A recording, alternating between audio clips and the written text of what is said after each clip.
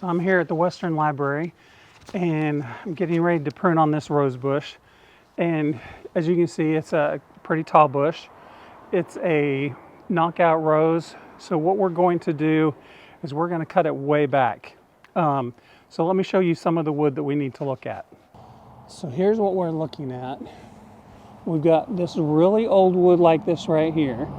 We've got some old wood that's not quite as old. And then this green wood is green, so we're going to keep this green wood. But we're going to remove quite a bit of this bush to get it looking young and healthy again.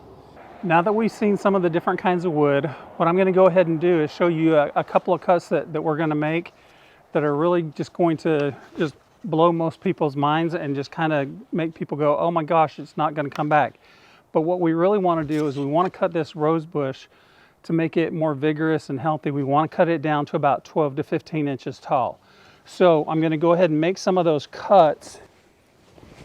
All right, as you can see right here, we're going to cut out some of these old pieces. We're going to cut this big one out here too and just remove them all together. And what that does is that reinvigorates the rose bush and tells it to go ahead and put on new growth. And now we're going to remove this crepe myrtle.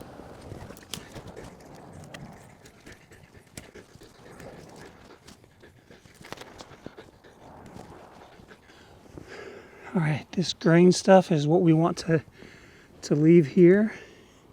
That's what's going to form the basis of our new plant. So what we're going to look for is buds like this bud right here. We're going to make a cut about 1/4 of an inch up with a slanting angle there, so when water hits it, it just runs off. And we're going to do the same thing with this one here. Let's see. Here's a bud facing out, so we'll do that up here as well. We're going to do the same thing here and the same thing here.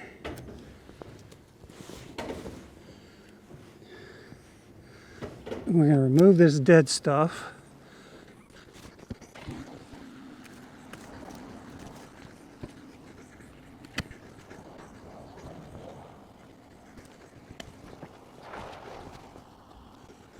Okay, so I'm back in the same place I was in before. And as you can see, the rose bush is pretty much cut back to about 15 inches tall. In the springtime, it'll put out new buds. It'll start out small, but it'll grow to fill in this space again, and it'll look just fine by about the middle of the summer.